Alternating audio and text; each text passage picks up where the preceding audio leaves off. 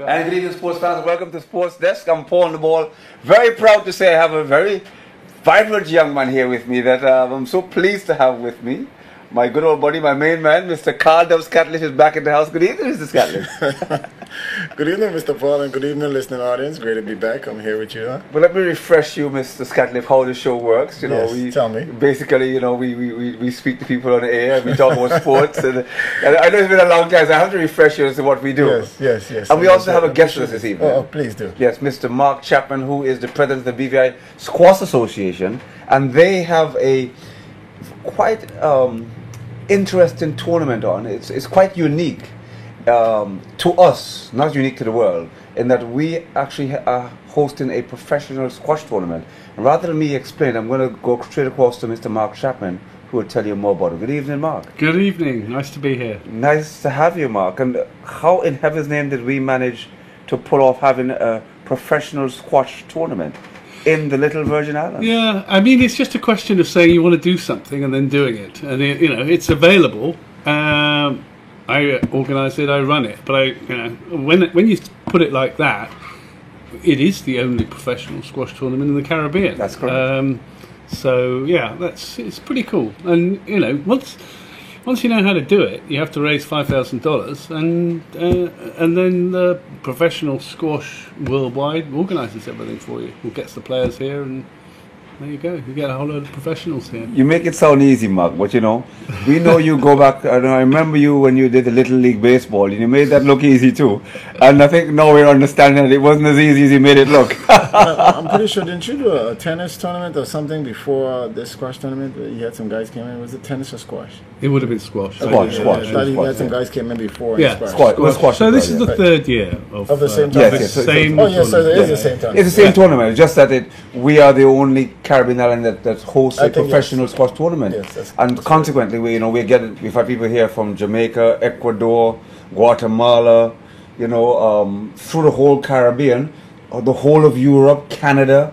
It's Africa. So it's unbelievable. The question is, Mark, how many people you got coming in for this one?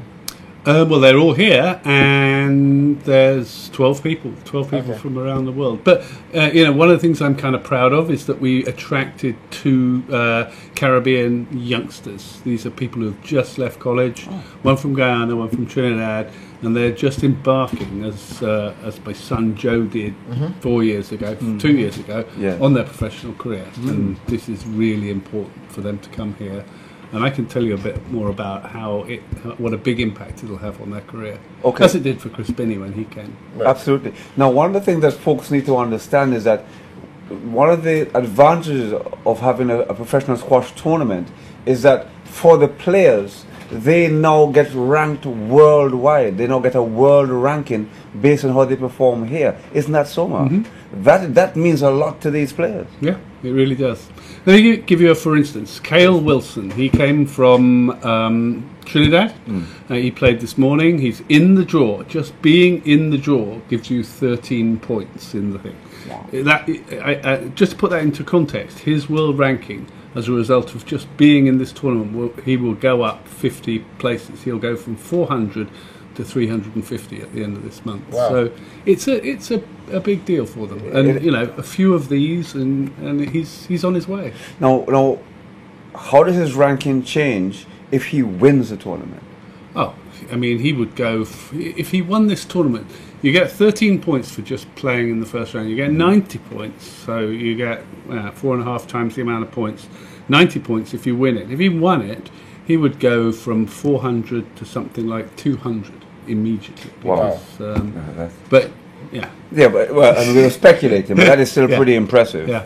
So tell us a bit about the whole process of what does it take to organize a tournament like this, and from obviously we kind of put you on the spot here, but from memory, who are some of the individuals, the top individuals, and what nations are they from?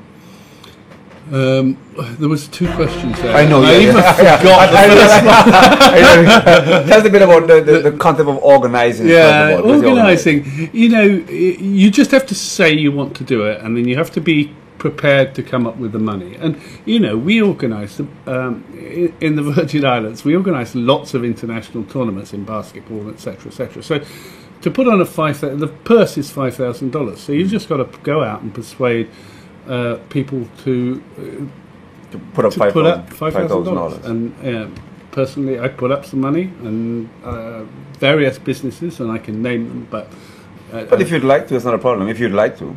But I mean, it's amazing to me that they support us. National Bank of the Virgin Islands, New Haven, Deloitte, Tico, Patouche, Winston Finley, Tortola General Services. Yes, right. He runs his own business, of course.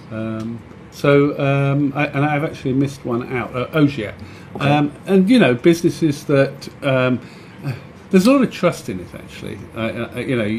These businesses, you approach them and they know that you're going to deliver a quality product, or they know that I'm going to. Yeah, sure. So, well, you've made a name for yourself over the years, Mark. Let's be honest. So this, and then they put up the money.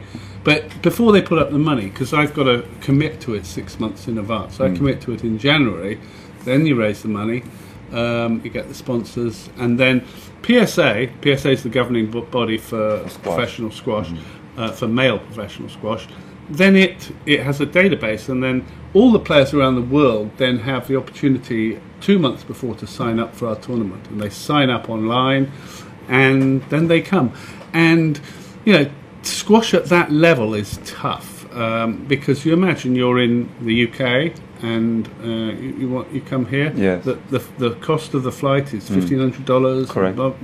And the total prize money for all 16 players is only $5,000. Wow. So it's 5,000 split between six. But the winner gets something like 700 or 800. So even if you win it, so and you come from England, you haven't cost you. You haven't covered your cost. Yeah. Wow. So you come because it's attractive for your points. For your points. Because then you're higher ranked, and then you get into a better tournament. This is the obviously the different levels of what, but you've got to start somewhere. And from when I was speaking to Chris Binney last year, and he was the professional from Jamaica, Chris was explaining to us, because we had him on the show, and he was explaining to us that the reason why this tournament was so important to him was for two reasons: the proximity, that it was close to him in Jamaica compared to him having to fly to Spain or to Europe, and then secondly, he said, the fact that he could get a lot of points very quickly, which would then get him to a bigger tournament that he wanted to achieve, to attain and to compete at, which would offer him a larger prize money and even more rankings. So this is quite a strategic tournament, Mark, for a lot of players. I would like to tell the viewers something that I just thought of, actually, which is that you should know that there's a qualification before the main tournament, and so we invite players from here, and Paul actually took part in the qualification, and before the show he told me that it was the most exhausting game of squash he's ever played. It kind of was, Mark. It kind of was. But it kind of shows you the different level, what the professionals are playing at. And it was quite fascinating because I had to play 3 games, and in the first game, halfway through the first game, I was out of breath, and I was thinking, can I just call a timeout and tell him I can't make the other 2? But I actually wanted, because nobody could say, because he said, are you okay? I said, sure, come on. Let's go. And I want the professional players to go and they wipe their hands on the wall. I was trying to catch my breath and I couldn't play, so I went and began to wipe my hands on the wall to catch my breath. Every 2 minutes I catch my hands on the wall. I'm trying to breathe, So it's if you want to get fit really fast, that is actually a really good way to do it, playing squash at a high level. But I mean, we have a lot of guys here, because I played against another local guy who is actually your son, I think. Yeah, absolutely. And all of your sons play some pretty mean squash. But so, Mark, have you played squash? Yeah. He just hasn't challenged me yet. Yeah. I've been the OECS over 50s champion. Wow. So, Okay. So I need to start challenging Mark now. Okay, Mark. There you go. Forget about Tom. Let me go for you, Mark. There you go. Sounds pretty good. For you folks, if you're wondering, you're watching live. I'm Paul, and the ball along with me is the main man, Carl Dubs Catliff. And also we have, you can call us live on the show. The number is 547-3146, 547-3146, or you can send a text. And the text will be at the same number, 547-3146. We'll be happy to take your calls, or as it may be, to read your text. We won't miss any out. We're talking squash at the moment, and shortly we're going to take a pause for a cause. When we do, we'll come back. Our good man Mark here, the president of the Squash Association, holds a few more hats, which we're going to talk about right after the break. So let's see how we're doing for time. We'll take another 2 minutes to talk a bit with you, and then we're going to take a pause. So we'll stick with us for a little while longer. So we're talking squash, Mark. Again, let's remind the folks exactly what's happening this weekend, where, and how can they come to see it all. okay, so it's at Tortola Sports Club, where we have 4 squash courts. There's the semi-finals tomorrow. That'll be at 6 o'clock and 6:45 PM. in the evening, and the final will be on Saturday at 6 p.m. And the final will be after the other event that's happening at the sports club on the weekend. Is the Olympic day run. So that runs from 4 till 6, and then we'll run straight into the final. When did the tournament start? Oh, it started on Wednesday.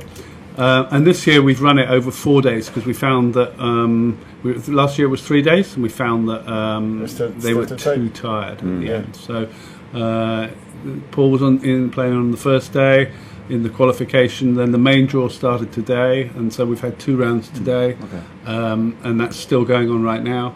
And then the semi-final tomorrow. So how are we looking so far? We're looking great. I'm afraid our BVI guy, who happens to be my son, got knocked out tonight in the quarterfinal. But he played well. But we can stick Paul in there. He sounds like They don't need a mascot, Carl. okay. So the final, when I left the club, the games were still going on. So Was that Tom or Joe? Joe. Oh, Joe's out tonight. Yeah. Wow, that must have been a tough game. It So was very is there like a admission fee to go to watch games, or No. so it's open to anyone? It's open to anyone. Yeah. Paul, you need to announce. Yeah. Well, okay. Well, as the main man says, I'll follow instructions. It's live. It's direct. You don't have to pay, which is unusual these days in any sporting event. You just come along to the BVI Sports Club, or Tortola Sports Club, as it's referred to, correct? And that is just, well, what's the best direction we can give the sports club? It's in Paseo. In Paseo, Stoplight. opposite Burt's Garage by the stoplight, the other side of the road. Make a left. Coming Coming from town. Let the main man You haven't seen me for such a long time. I didn't realize he remembered all of this. I haven't seen him for such a long time. Exactly. But listen, we're going to take a pause for a cause. When we come back, Mark Chapman alluded to it. It's the Olympic Day run coming up this coming Saturday. We're going to talk a bit about that and tell you what's happening there. Stick and stay. We'll be right back after a word from our sponsors.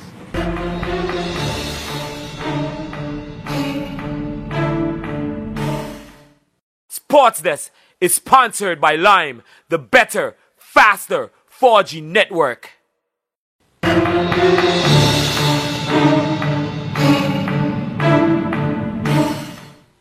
I'm just touching my button here. And welcome back to Sports Fans. I'm Paul Moore, and we're here at Sports Talk, JTV, Sports Desk. and Sports Desk. See, I love it when Carl is here. He always gets me right. Sports Desk. Where did I get Sports Talk? I just made that up, didn't I? Where did that come from? And along with me is the main man, Mr. Carl Dubs Catliff. Greeting, kid. I'm still here. Okay, good. And of course, along with him is Mark Chapman, the president of the BVI Squash Association. And we've been talking about the squash tournament, Mark, that's right here. So, we want to diversify a little bit. And of course, as we said, you can call us. We're live, 547-3146, 547-3146. Give us a call, send a text, whatever you would like. We are live. But coming up this coming Saturday, also at Tortola Sports Club, Mark, is the Olympic Day Run. Can you tell us a bit about that? I know I mean, it's not your forte, but I know you're on the Olympic Committee. From the knowledge, how much do you know about it and what it's all about? I do know a fair bit about it because I've been involved in planning it. Okay. So you probably remember from previous years the Olympic Day Run has been done in the morning, and this year we've decided to do something completely different. And the idea is that we highlight all the sporting events that are going on during the day, and there's a whole load of events. There's a kids triathlon, there's a swim, it's called the Summer Splash, there's a squash tournament, there's a run in Virgin Gorda. But what we decided to do for Olympic Day for this year is to highlight the Youth Olympic Games. And the Youth Olympic Games is a concept that started 8 years ago. This year it's being held in Nanjing, China. We will be taking, I think it's 8 athletes to China. These are junior athletes in three sports, which is swimming, sailing, and athletics. So what we wanted to do was, it only happens every 4 years, so we wanted to promote that and show off our youths in a environment that was kind of different to what we would normally do. So we picked Tortola Sports Club, which is, I should declare a vested interest because I am on the board of Tortola Sports Club, but everyone knows that, and I spend a lot of time there because of squash. It's not a bad place to have it, though. No, but it's actually just been completely refurbished, and I saw the courts and stuff, tennis courts and stuff. But not only that, but on the inside, it's all AC'd and everything. I went in there, I was like, where am I? And they have some new big, huge cameras so you can watch sports, and it's really pretty nice in there. Yeah. So we thought it would be a good venue to meet and greet the athletes and followers and announce I think it actually already has been announced, but to formally announce who's going. Stephanie Russ Penn is the chef de mission, and she'll be going with the athletes in August. And so it's just a chance to promote that and to promote our kids, and then we'll have a little run, and the run will go. You don't really need to know where it'll go, but it'll come out as a sports club, run around town, and come back again. Nothing like taxing then. No. And people have said they'd like it longer, but I think it's fine. Yeah. Well, I mean, I don't think the object of the exercise was to have a very taxing run. I think the idea was to bring up the awareness of the whole event, and in the process get people to do a little bit of keeping fit. And I think it's a walk. You can walk it as well, so it's you can walk it. But then we definitely have to invite cars. I was concerned, but now you can really come out. So I'm glad my man came today. Carl, so we'll be expecting you. We'll be expecting you there. Put on my 2 cock legs and I'll be there. I will walk. Excellent. Well, actually, my walker would be too. So. Well, you don't have to walk fast, do you? But also, I think what we want to mention too is we have the CSC games that's also coming up. That's coming up in July. I think the team leaves on the 5th. They're going to Mexico, and I think Marco can talk about a Commonwealth which will be coming up after during some of those games. Okay, well, all right. I stole the thunder. You never like to say that, eh? Let's do it, Thunder Paul. It's been a long time, so I should really steal something from you. Yes, folks, you are watching live, and this is Carl of Scotland here along with myself, Paul Navarro, and Mark Chapman. We're talking a number of things, and the main reason why why Mark is here today, of course, is because there is a squash tournament on, and we're inviting one and all to come out to the Tortola Sports Club and watch squash at its highest level. They are professional squash players. Mark, well, one thing we haven't spoken about is some of the countries which are actually here this year. What are some of the main countries here this year? Well, we have 2 or 3 young guys from England. These are guys who have just started their professional career, but they're making a living at squash. There's a really good guy from Wales, which is part of the UK. There's 2 pretty strong players from Canada, where squash is very big, and they've had a former world champion from Canada. We got 1 guy from Pakistan. And then, as I said earlier, we've got a guy from Guyana and Trinidad, which I really like, and then we have the BVI entry. So it's pretty widely spread geographically, and they've all made a big trip. Well, just quickly before let's hold that thought. Listen, we'll put you on the spot. This is a short question. Who are the favourites? Name maybe two or 3 who are the main favourites. Other countries, The 2 people in the tournament who will play in the final. Well, not necessarily. Okay, who are the favourites? Okay, the 2 favourites are Dane Sharp, he's from Canada, and Peter Creed, he's from Wales. Okay, and these are the highest ranked players that are here. They're both ranked higher than 100. Wow. And they're playing some good squash. So. Which one of those 2 did Joe play? He didn't. He played someone else. He did? Yeah. Wow. I think they got some pretty good players there. He played well. Yeah, he played really well tonight, but he played a really good Canadian. The score was 3-2. He was 2-1 up, and he was 2-1 up. Yeah, that's the way it goes. Yeah. Now, Mark said something that kind of sparked me, and I was about to ask the same question. You can make money from squash professionally. Yeah. You can make a living from squash. Yeah, and a number of people do. But you really don't make money until you make the top 50 in the world. So does that come from playing or endorsements or all that kind of stuff? It comes from both, but principally from tournaments. I mean, it is just so unlike tennis that there's not a lot of endorsement money. So Joe, my son, he has $20,000 of endorsement money, and then but he's very lucky with that. And that just that's a living expensive wage, and then the prize his prize money in a year is probably $5,000 or $6,000. Wow. So is it the more tournament that you play that you get ranked, or no? It's the level of play. Yeah. Okay. So you have to progress. You see, if you go to a tournament which is 4 or 5 grades higher than this tournament, then you just don't get in the draw. Okay. So you because all of the top 50 players will want to go into it. That's one of them. Right. So the ranking makes a difference. Yeah, the ranking makes a huge difference. It's what you live for, the ranking. Before the money. But let me ask you, how far professionally wise you think, or age wise, you think somebody can make it in a squash? Playing squash. Yeah, I mean the great thing about squash for me is that in the top 10 players in the world, 8 out of 10, something like that, are aged between 28 and 32. Okay. And so after that, you kind of dropped out. 32 to you can go to about 34.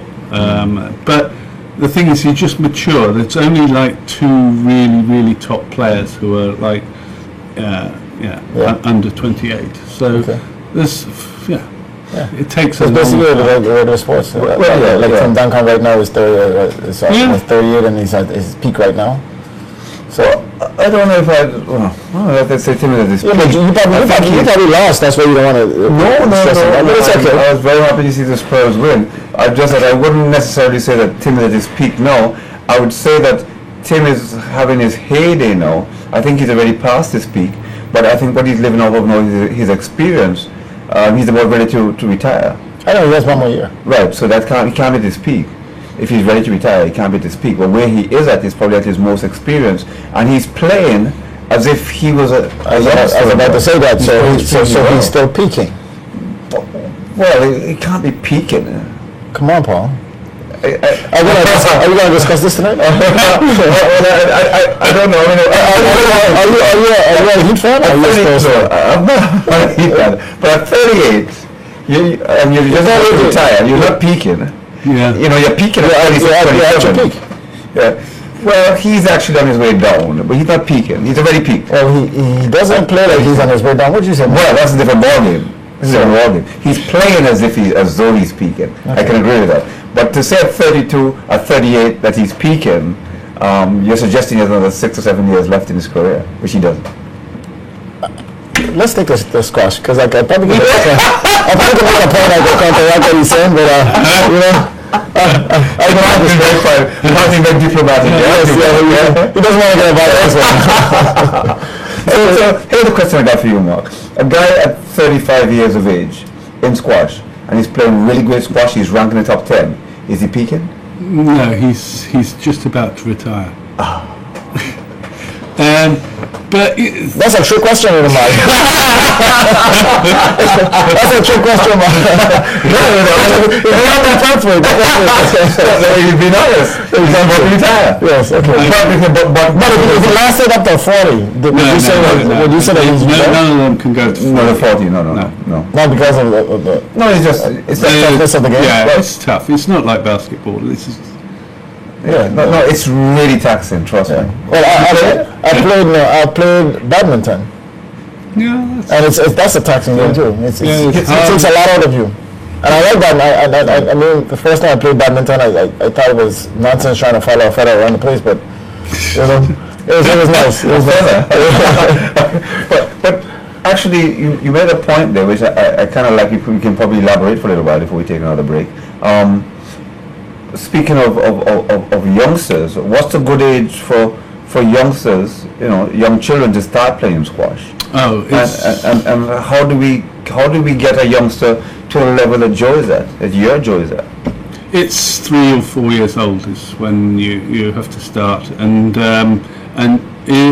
in the West, typically kids don't start playing till they're 10 or I was going to say, 12. My son's past it then, he's 6. No, that would still be fine. But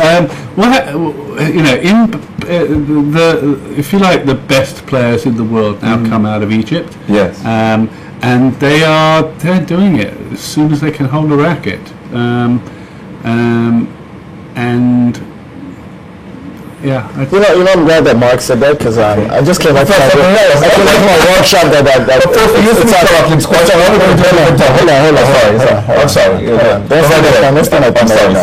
But it actually talks about long-term athlete development, which is basically the same thing.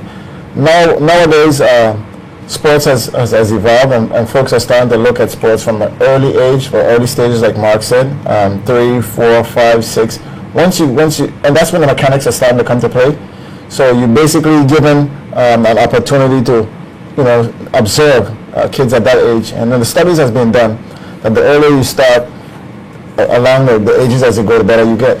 So I totally agree with what Mark is saying. Well, I think the difference between a 4-year-old holding a squash racket and a 4-year-old going onto the track to train is that there's a very big difference there. Because you don't want a 4-year-old on the track training, but no, they're not actually training. They're having fun. Okay, well, you won't consider that to be training. That's what you're saying. I'm generalizing here. No, I'm saying you don't want a 4-year-old on a track doing track sessions at 4, but you do want a 4-year-old with a racket in his hand, because there's basic skills that he has to learn. Hold on. I'll stop. No, you're going to be corrected. Correct. Track and field basically is the fundamental, or the grassroots for any sport. Right. It teaches running, all the mechanics you have to use when you're running track and field. So the statement that you make, I think you need to retract, because no. Listen what I said. No. Let me finish. Okay, Let me finish. Go ahead. I want to steal Mark's thing. You already have. Go ahead. Yes.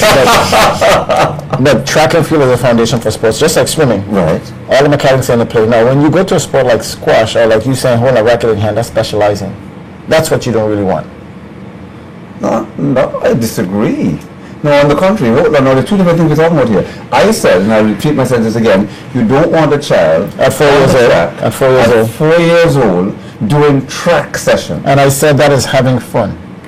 No, but there's a big difference though. I said doing track sessions. It's not a difference, you said? It's a big difference. Having fun and doing track sessions are two different things. You talking track session in particular too? And doing proper track sessions as if either what can you teach a kid at 4 years? How can you do that? That's what I'm saying. That's my point. You don't want a child at 4 years But old. you want a child in a thing with a racket in the hand? It's the big difference because all they're doing is learning the motor skills at 4. They're not, So what about the it's not a other skills? workout. What about the other skills?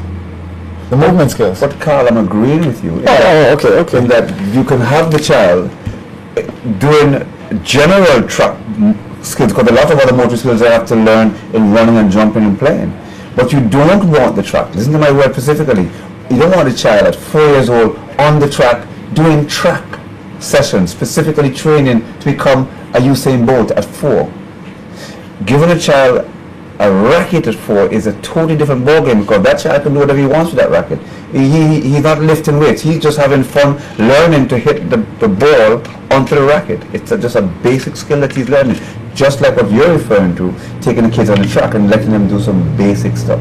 So I wasn't disagreeing with you. You thought if I asked you the same question in terms of cricket, what would be the earliest age you'd want your son or daughter holding a cricket bat and getting out? Correct. It's the same age. It's the same age.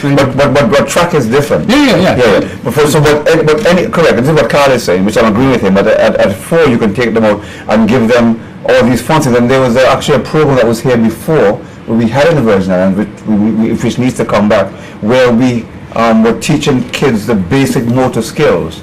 It's going to come back. I can tell you from now. It's going to come back. Well, like I said, it needs to come back. Yeah. So it's going to be modified though. Right. Okay, good. Carl is just bringing us information which we didn't know about. Yes. But giving a child a cricket bat is no different than giving a child a racket, because there's just the basic skill hitting the bat with the ball. They're learning how to hold the bat, they're learning how to hold the racket, how to swing, and how to connect. They're not in there doing weights and pumping. We're not giving them circuits to do. They're just enjoying. Are you making a reference to that on track? You're giving them weights and circuits at age 4? No. Oh, just checking. Just checking. Just checking. But I just wanted something that you were adding, Paul. When we were growing up, we didn't have the luxury of all those type of stuff. What we practically did when we were small, and it's not happening right now, is stuff like, taking a rock and throwing at a mango, trying to pick a mango out of the tree, playing hopscotch, jacks. Right. Those are all mechanical skills, bat and ball. You used to take a rock and throw it into the tree? Yeah, when you want to get a mango, you couldn't climb a tree at that age. So what would you do? You throw a rock. Of course. How many wind cheese have I seen you mashed up? I wouldn't get two. I'll kill you.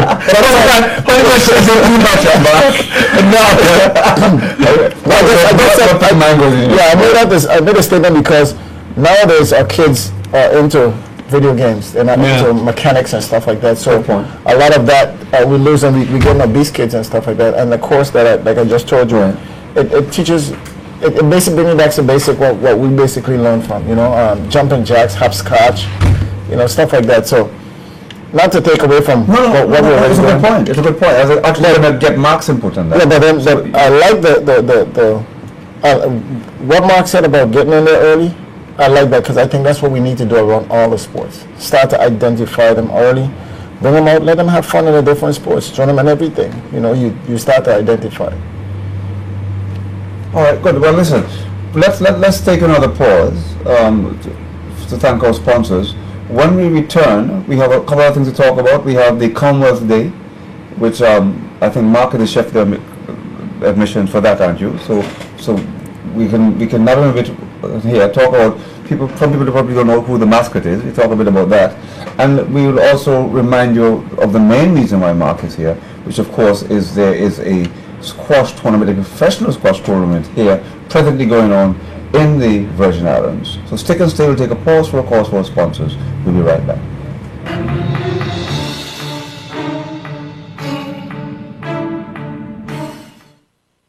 Sports Desk is sponsored by Lime, the better, faster 4G network.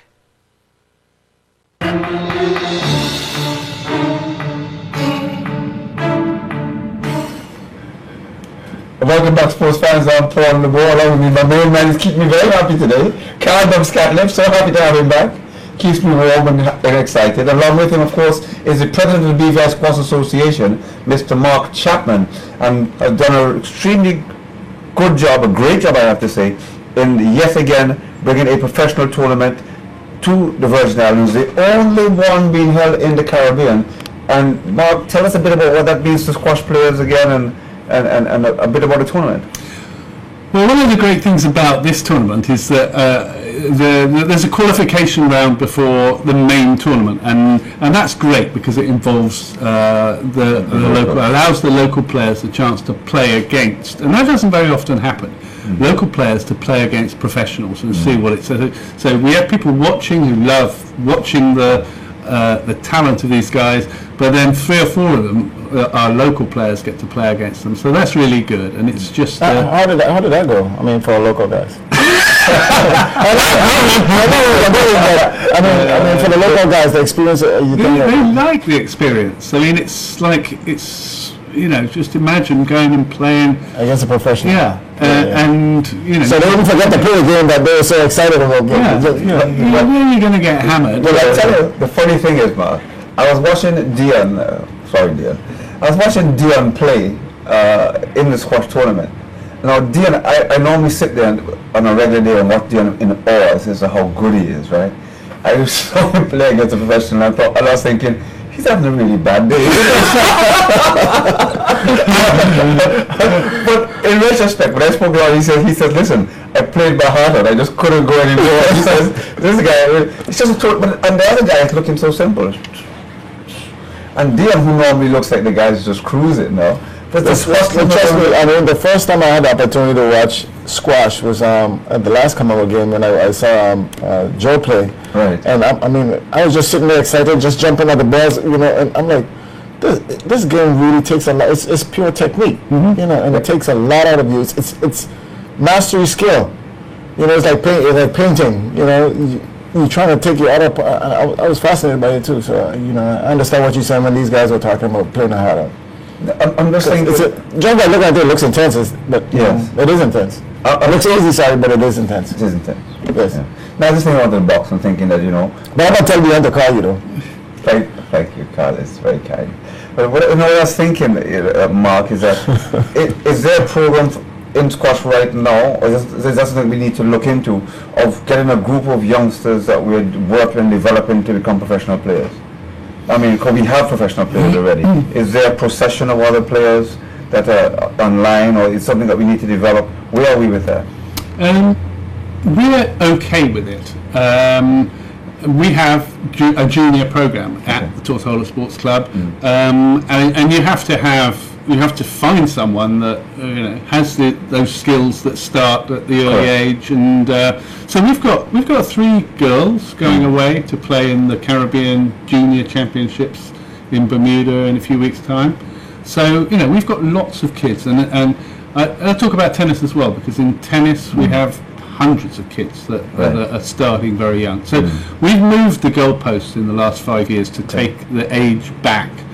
It's honestly, for tennis and squash, or certainly for squash, it's 20 years of doing it to be at that technical level. My question to you is, Mark, where do you see squash growing in the next 4 years, or do you see us at the higher level, or so to speak, or professional, with what you have now, with the group that you have now, and what's the projection for the next 2, 3, 4 years? Or do you see them where you think Joe is, or what are you looking at projection-wise? Someone, in order to get to where Joe is, has to jump out of the box. So you have to actually, you've got to go from being squash can be very social.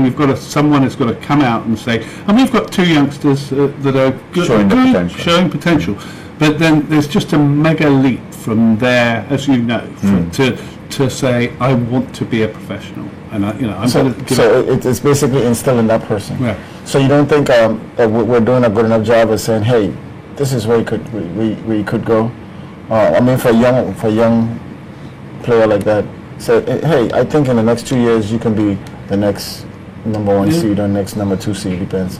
I mean, how's that going as far as projection, right? For a coach or you as the It's going fine, but I can't make any promises. Yeah. I mean, I think in terms of our programs, I'd be more enthusiastic about a squash player, a tennis player coming out of the group of faster than squash. Yeah, I would. Because I understand we have some real good tennis players too. Yeah, junior tennis players. Yeah. You know, Carl, I'm going to put you on the spot here. Yes. Now. Yes, Paul. Based on the question that you just asked, Mark, I'd like to ask you that same question relative to track and field. How do you think we stand right now in having the next young athlete get to the Olympic Games and being a Usain Bolt? How do you see it? In the next Olympic Games, Paul, I'll be honest with 1, 2. Okay, I'll tell you. I think the rate that we're going right now, I'd say not this Olympics, but I think the next Olympics we should be on the podium.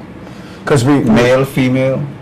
Female-wise, I think we should be there faster than the males, but we're going to try to work both of them. Are we doing enough to have a procession of athletes who are going to be following the athletes who are presently showing potential to do that? Is there a succession? Well, I'll tell you what. You made a good point. Mm-hmm. I think a junior program is one of the best in the Caribbean because you can see the results from a junior program. Okay. The problem that we're having is when they leave the junior stage, they go into college. We don't get a chance to get them back, and they develop in college. When they come out of college now, what do we have to say? Okay, we can keep them maintained. The competition that they used to have in college. I think that's something that we need to look into in order to get all the sports to that level that we need to. Because, the regional tournaments and the local tournaments are fine, but practically when you get out of high school and you go into college, you have competitions almost every week or almost every 2 weeks, whatever the case. So I think we need to step up, maintain a level of competition, and in the next Olympics. When we focus on squash, it seems to be quite evident from what Mark is saying, and Mark, correct me if I'm wrong, that to become a professional squash player, it has to be a personal thing. Whereas outside of having the greatest coach, and we have one of the best here in Joe, pronounce his last name. Knight. Yes. We have one of the best here. So as far as coaching is concerned, it's not our problem. But what we need to find is a youngster that raises his hand and says, listen, I want to be the next. And that works for. That works for. Is it the same in track and field?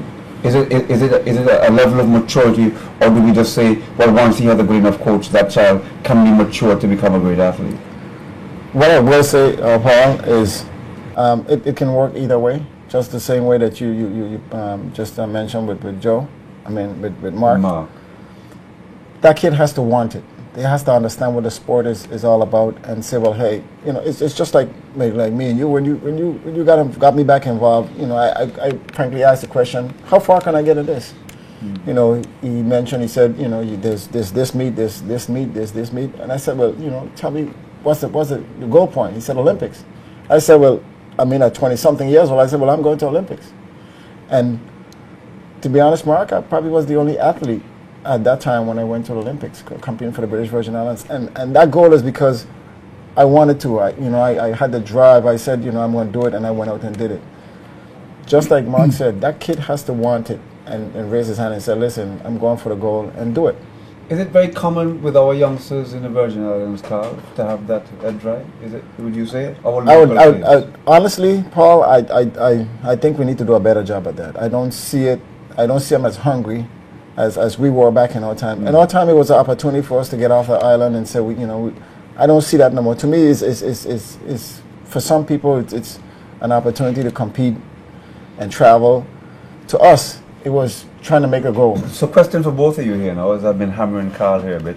Mark, would you say that it's fair to blame the lack of drive on a lot of the distractions that the kids have? We'll take a call and then we'll come back to you, Mark. Good evening, Sports Desk. Go right ahead, please. Hello? Yes, good evening. Good evening. Yes, good evening. Go right ahead. Yes, good evening, Paul, and the guest, and my father, Carl. Yes, good evening, my brother. Yes, I hear you all speaking about squash. Yes, Paul. I think if a person wants to be a professional, he has to come within that person wants to do it, want to reach to that level.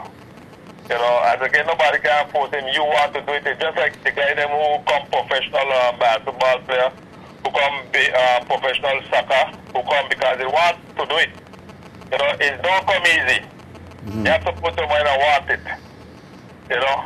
So, while you are stuck, I have to cut in on your show and tell you that coming down the playoff, coming with softball, Paul, it's going to be good softball playoff and good basketball playoff, Paul. Okay. So don't miss none of them, Paul. Basketball, the senior and the junior Right. will be great this year. Okay. In And the short and sweet league, might come out and see some games. And I was on the softball field. And you know the blowing get, I mean, I'm sure they get knocked out, but I understand to get knocked out. So you will see some nice playoff game. You know, so I have to continue on with the squash, which squash is a game that is something like tennis. yes. You have to be quick. Yes. You know, you can't be slow. Not at You know, all. but, as I say, I'm gonna leave you, but Paul, Yes. in the short and sweet BVI Basketball Association League, it will be sweet in the playoff, and also it's gonna be sweet in the softball also. So I'm gonna leave you all here from here, you know, and listen to the rest of the show. Okay, thank you very much. All right. Good. Well, there is a caller who's been a good ambassador to both softball and basketball, reminding us, and we also have the how could I forget? We also have with us this evening. Let me introduce the PRO for the BVI Basketball Association, Mr. Carl Dubs-Catlett, is here with us this evening. So I guess he can also reiterate from what the caller has said, that the basketball playoffs are here in the short and sweet league, and of course the playoffs for softball, as he's correctly said, the playoffs will be with power outage, with the Pirates, the Reds, and Los Dominicanos.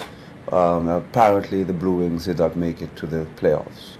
That's the word Is that the on the first? street. Is that the first in a long time? I wouldn't know, Carl. But listen, we're nearly out of time. Yes. As much as I'd like to give Carl the mic. So I want to pass it back over to you, Mark, to tell us what else we need to know about this coming weekend, the semifinals tomorrow and the finals on Saturday. All you need to know is that the semi-finals are tomorrow at 6 o'clock and 6:45 at Tortola Sports Club, and the final will be on Saturday at 6 p.m. How many games more? It's the best of 5 games, and the final of the squash will be immediately after the Olympic Day run, which is at between 4 o'clock and 6 o'clock, starting at Tortola Sports Club. So everything, all roads lead to Tortola Sports Club this weekend. That's the idea. And you can actually go upstairs and you can have a meal and have you relax. You can watch the World Cup. Unfortunately, you won't be able to watch England because England lost today 2-1 to Uruguay.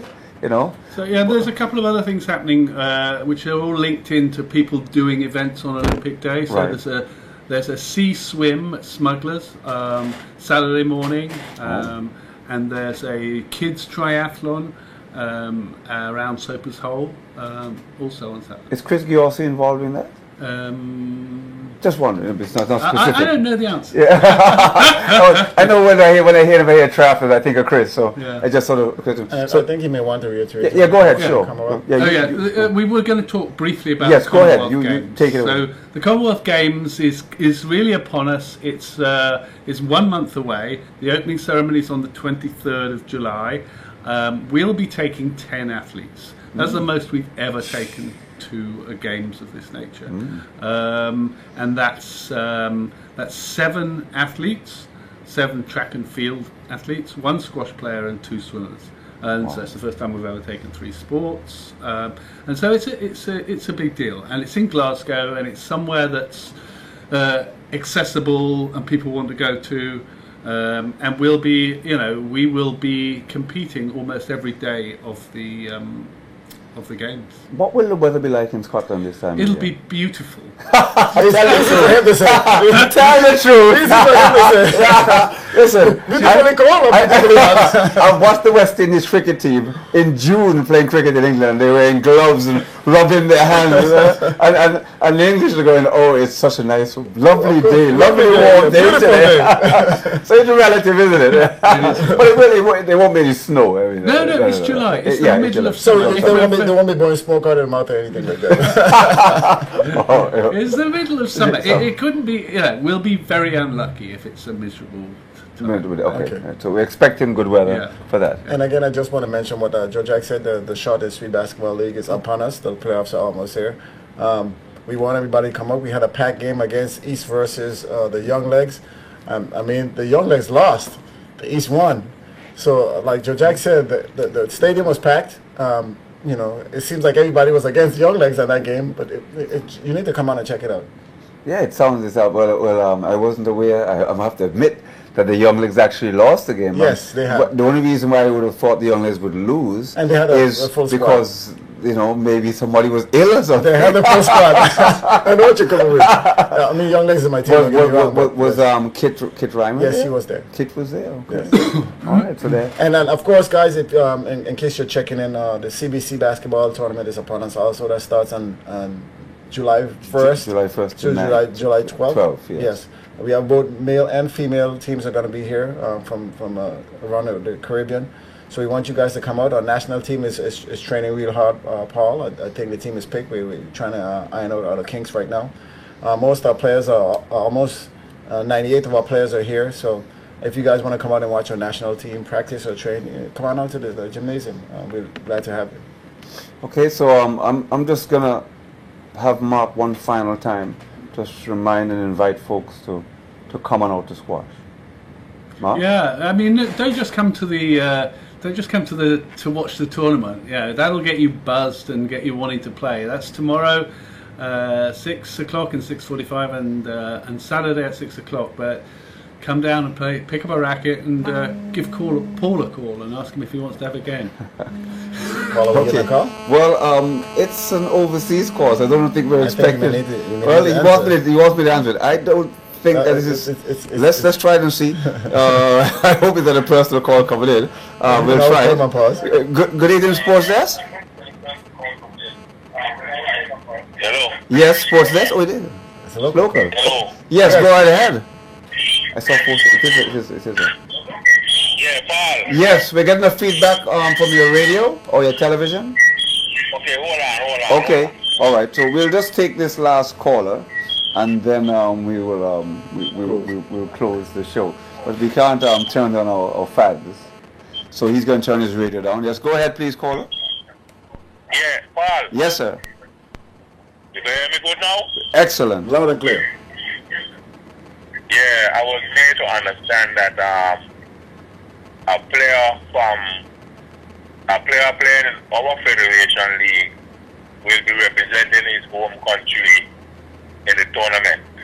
Yes. In the CBC tournament? Yes. I think there are a couple of them. There's more than one. I understand. I understand that one made his national team.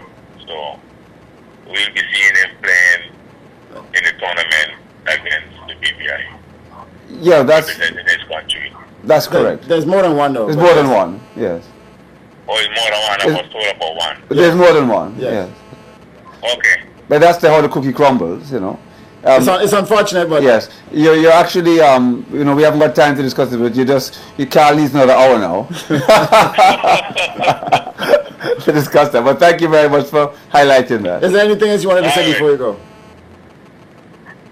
Okay. Okay, thank you. I don't think there's anything else. Well, Carl, we're in time on the clock. We got to go. Mark, it's been a pleasure having you. Thank you. We'll see you tomorrow in the squash semi-finals, and then on Saturday finals 6 o'clock. That'll be right after the Olympic Day run. I was going to say Caribbean Wellness Day, which is in September 5th. But we'll come to that one in a little later on. Carl, great to have you back.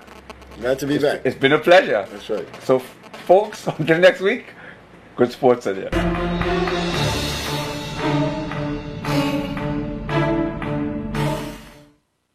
Sports Desk is sponsored by Lime, the better, faster 4G network.